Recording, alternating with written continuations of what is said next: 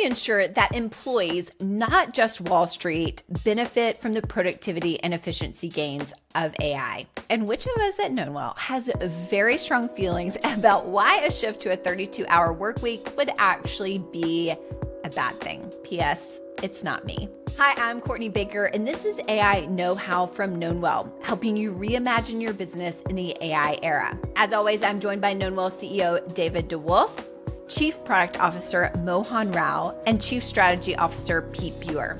We also have a discussion with Dr. Mfon Akpan about how AI is going to change the way accounting and other professional service companies operate. But first, get on those safari hats and bust out your binoculars because it's time to bring back AI in the wild. Pete Buer is back with us again this week to talk about AI in the wild. Hey, Pete, how are you? Hey, Courtney, how are you? I'm good. So, Pete, the Rabbit R1 device famously did more than $10 million in sales before even shipping its very first unit. The first R1 device hit consumers recently, and the reviews are, well, actually, I don't want to say because I want to get your take. And Pete, if I recall correctly from a previous episode, we talked about this device in the news, and you had tried to order one. Did you ever get your hands on one? Yeah, it's ironic that this episode will be called AI in the Wild because, as far as I can tell, this rabbit does not exist in the wild. I'll continue to express my frustration over that as we talk. Let us know what is happening with this device and what are people saying about it right now. Well, so first, for listeners who may not have heard our first pass, just a little bit of background on what the Rabbit R1 is. This is an AI-powered handheld device that not only promises the equivalent of kind of visual and voice access of chat GPT type capabilities, multimodal capabilities, but also integrated access across all the apps on your phone. So you're walking around with the device, you point it at a restaurant, and you can find out everything you need to know and maybe even place an order, right? It's so cool in concept. Set aside the question of why would you not just have it on your phone? Why do you need a separate device?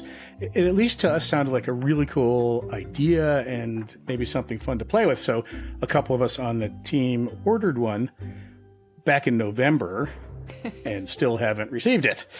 I've been semi-jokingly, semi-honestly getting more and more annoyed with time, but with these reviews coming out, I think maybe I just don't care all that much anymore. And here's why. So sounds like those exciting demos that we saw back in CES were somewhere on a continuum between sort of fantastical and fake, as the tool apparently does very little that it promised to do. First, the multimodal generative AI capabilities sound like they are a fail. In one of the articles, the author describes pointing the R1 device at a red dog toy and being told first it was a stress ball, second it was a tomato, and third it was a red pepper that, by the way, was totally safe to eat, right? Oh, great. And then the cross-application access sounds like it's a fail as well. Apparently, the author's R1 only spoke to 4 apps on his phone, and in each case, they performed less well or incorrectly or not at all as compared to when just using the apps directly. I can't offer anything redeeming, sadly, other than maybe there's a lesson here for leaders. And the lesson can't be don't try to shoot the moon with your ideas. I mean, AI will enable that, and you can't give up on your dreams. But it's more about being balanced and transparent in your communication to customers about the promise of an innovation and being careful in your timing between promise and delivery. And in fact, maybe also just deliver it at some point. That would be kind of nice. The Rabbit R1, sadly, is just a bad case of over-promising and under-delivering. It's all just kind of a bummer in that this is the kind of story that feeds the hype assessment around AI rather than the genuine utility. And I hope other customers who tried to order it and were unsatisfied don't give up on the promise of AI. Pete, thank you as always. Okay, Courtney, take care. All the best.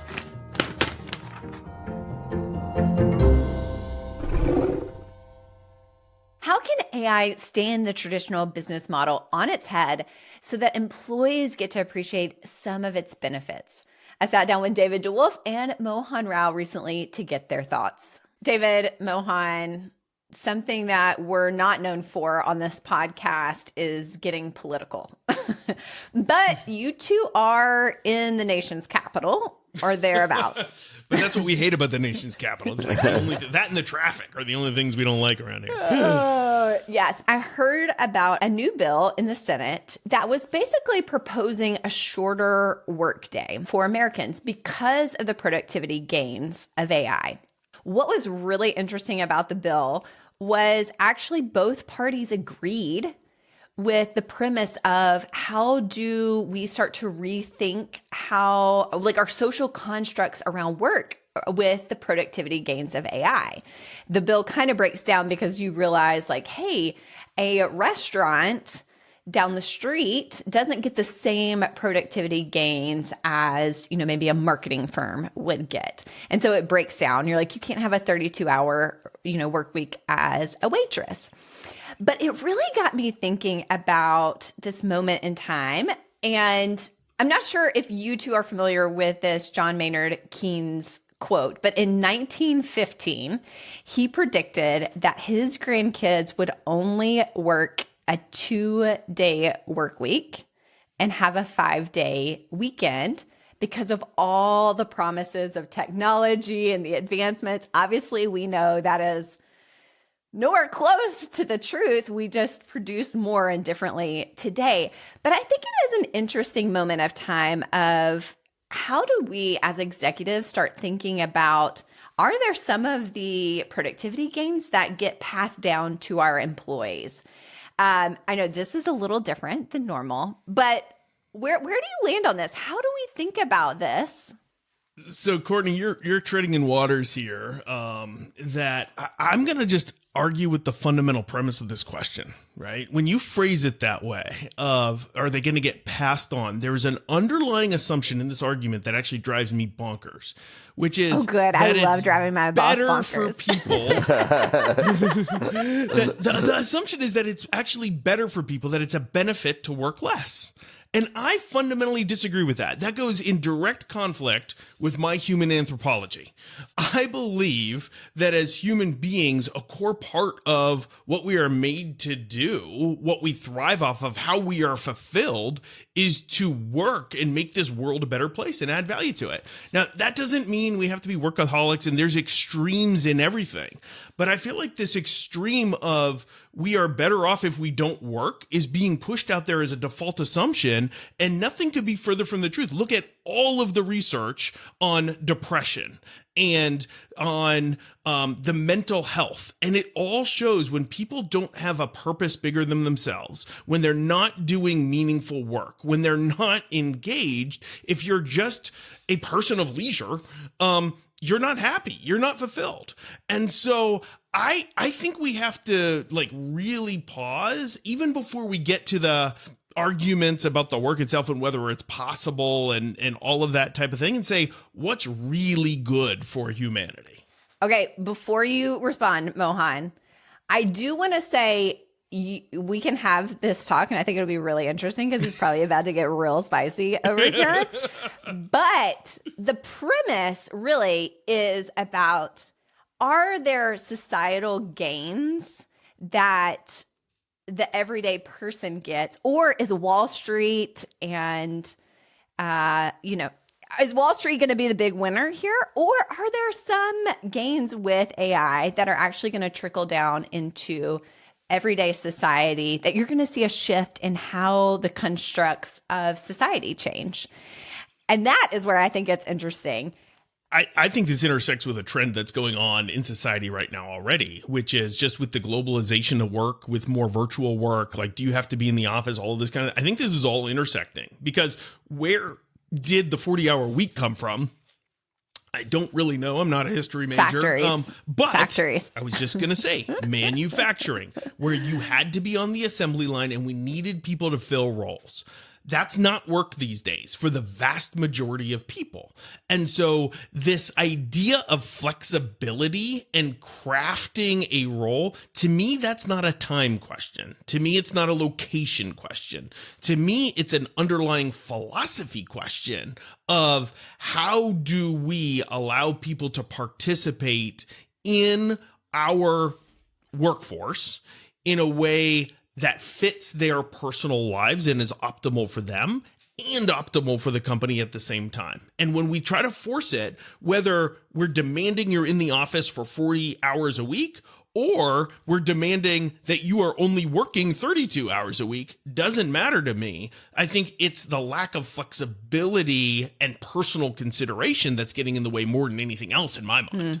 Where this is interesting for me is the 40-hour work week is a thing, right? It comes from, I think, Fair Labor Act or whatever. It's been around since the Second World War, right? And we are shaped by it, right? Most people think of their week as 40-hour work week, right? It's pervasive out there, right? And all the flexibility, David, you're talking about, is there in the information society, in the knowledge society. You can be wherever, work whenever, that sort of thing. But that's not a luxury that a majority of the workforce has, right? So you've got to be at the restaurant at certain hours. You have to be on the factory shop floor certain hours, right? So I think there are two questions in my mind, whether the 32-hour week is a good thing or not.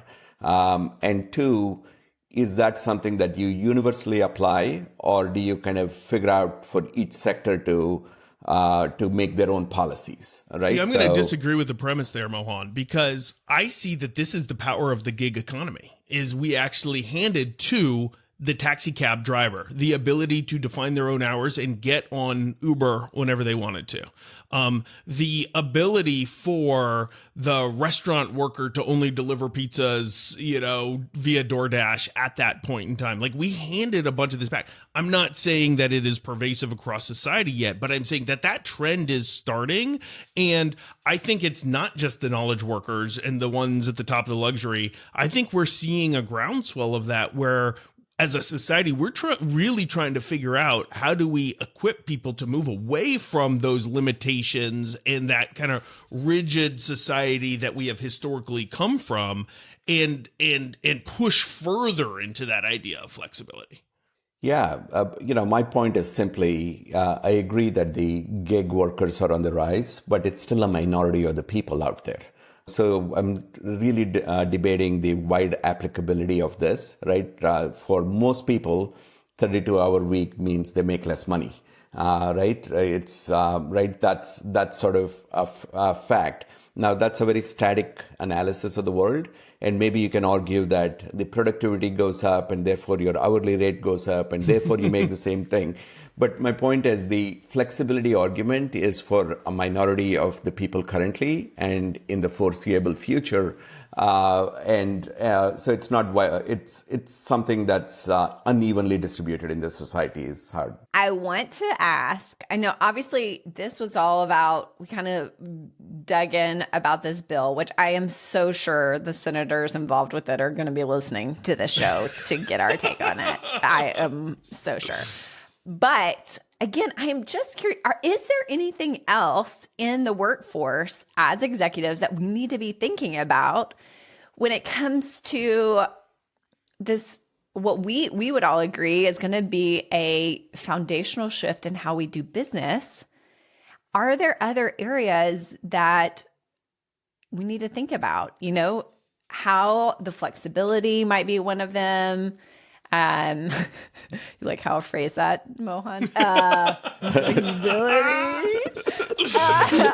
Are there other things that you think executives should be, again, I don't know that we're there yet, but maybe coming about how we disseminate actually foundationally changing our business and how it's run?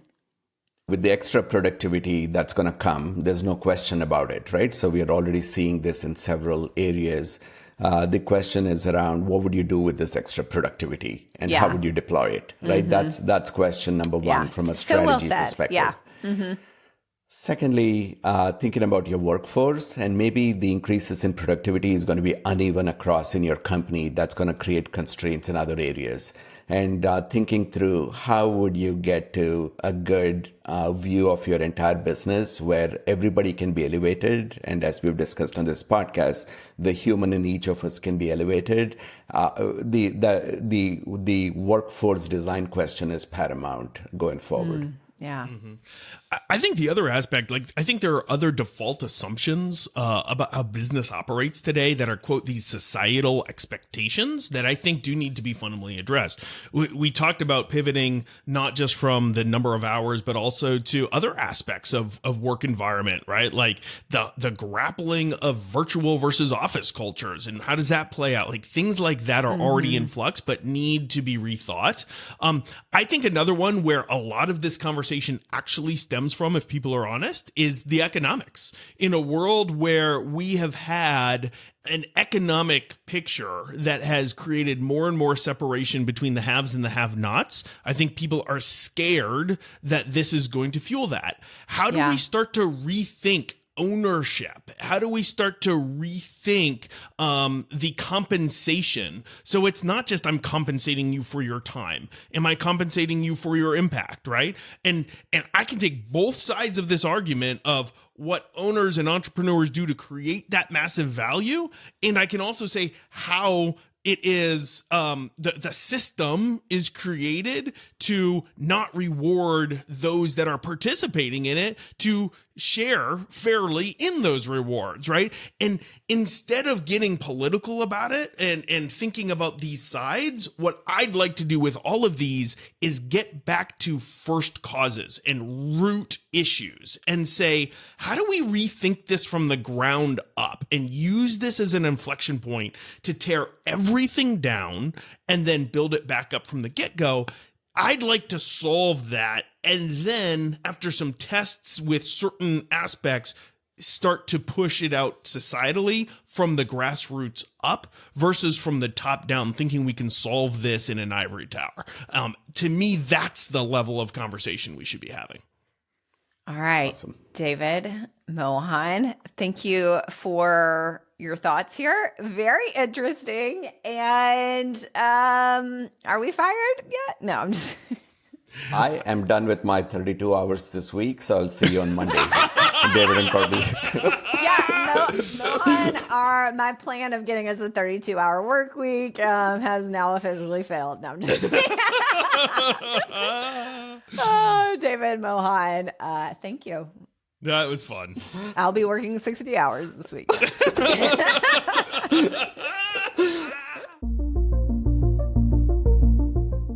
Are you interested in forging stronger relationship with your clients? Of course you are. We all are. The good news, Knownwell, our team is hard at work building an AI-powered product that can help leaders drive customer retention and reduce churn. You can go to knownwell.com now to sign up for our beta waitlist.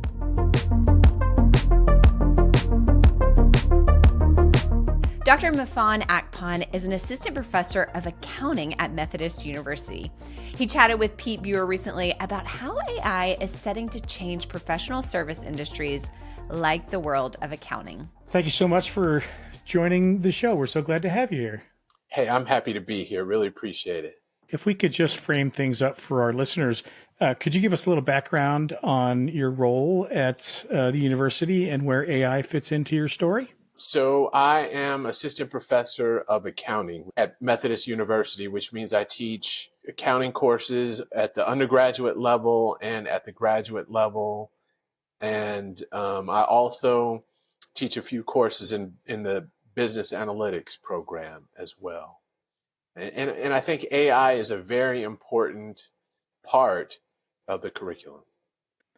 As you've looked at all the different ways that AI can increase productivity, are there some lead candidates where you're just seeing amazing differences? Here's the question I get from particularly accountants. Okay, how can I use it? So why does it matter? How can I use it? And I think when you think about large language models, GPT-4, we've got Claude 3, my response is you need to add it to your workflow where you can.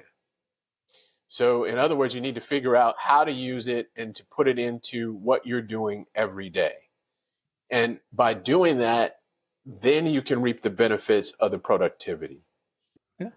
And are you finding that accounting students are open to adoption? You know, accounting, like legal, for instance, they're such precise sciences or practices, and the role of the human has always been to make sure it's right in the end. You know, like there's something of your personality or your professional identity wrapped up in the work of accounting.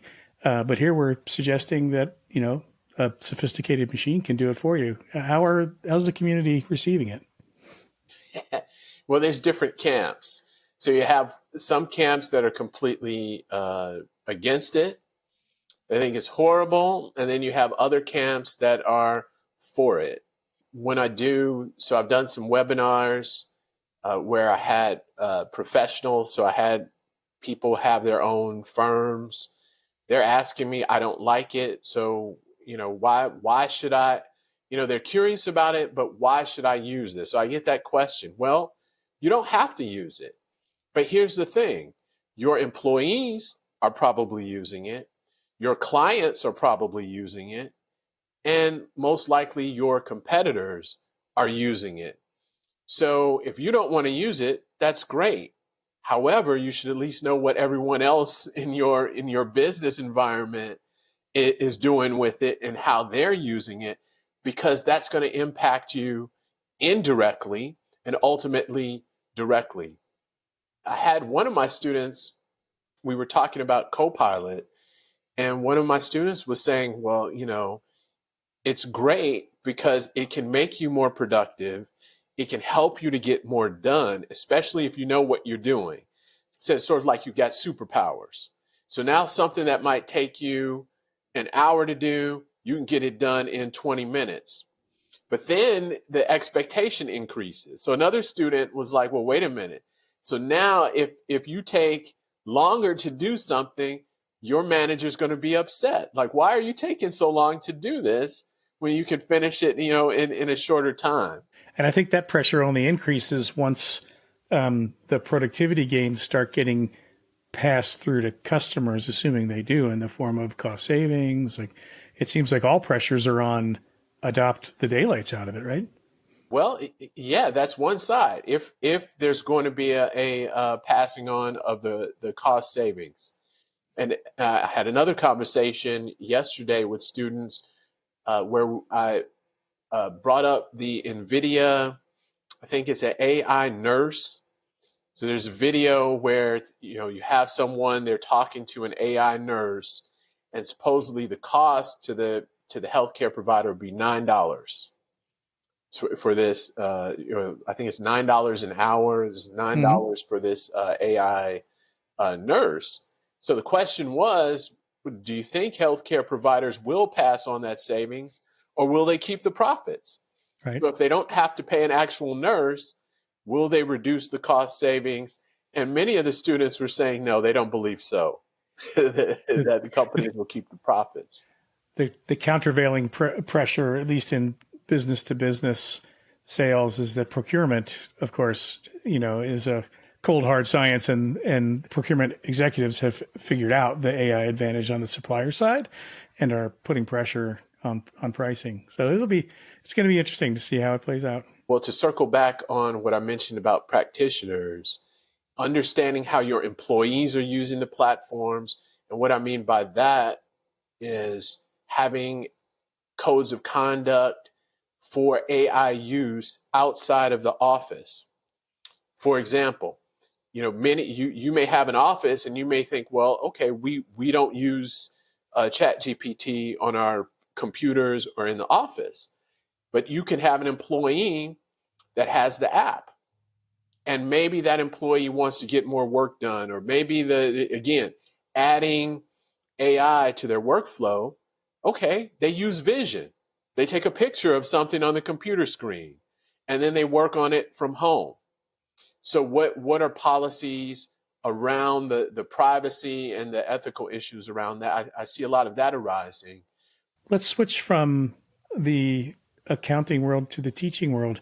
How is the advent of generative AI changing the way you're teaching the next generation of accountants?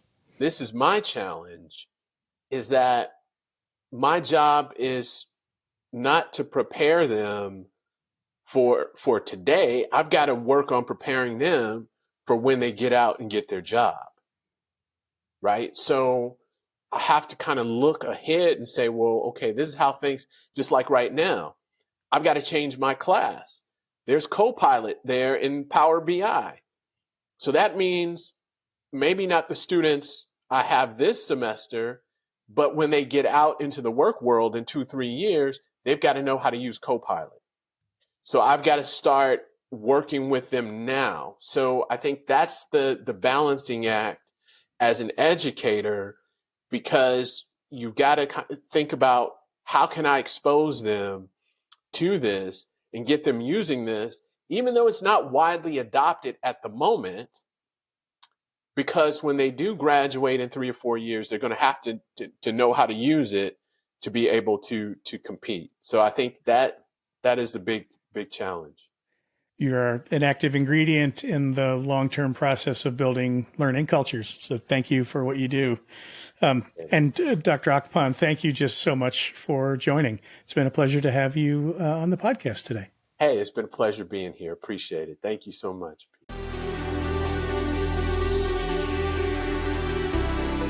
Thanks as always for listening and watching. And don't forget to give us a 5-star rating on your podcast player of choice. And we'd really appreciate it if you can leave a review or share this episode with another executive. At the end of every episode, we like to get one of the large language models to weigh in on the episode at hand. So, hey, ChatGPT, welcome back to the party. This episode, we're talking about how to make sure employees get some of the benefit from AI. What do you think? AI can assist employees in automating repetitive tasks, allowing them to focus on more creative and strategic work. Additionally, AI-powered tools can provide personalized insights and recommendations, enhancing employee productivity and decision-making capabilities. And now, you're in the know. Thanks as always for listening. We'll see you next week with more headlines, roundtable discussions, and interviews with AI experts. Hey, if you made it this far in the episode, first of all, thank you. And second, we know that AI is changing all the time, and so we've got you covered. Here is another great episode for you to watch to stay in the loop on what's happening in AI and business. And second of all, we'd love for you to subscribe. You can do that right here. I've always wanted to do that, by the way. So do that now. That would be great.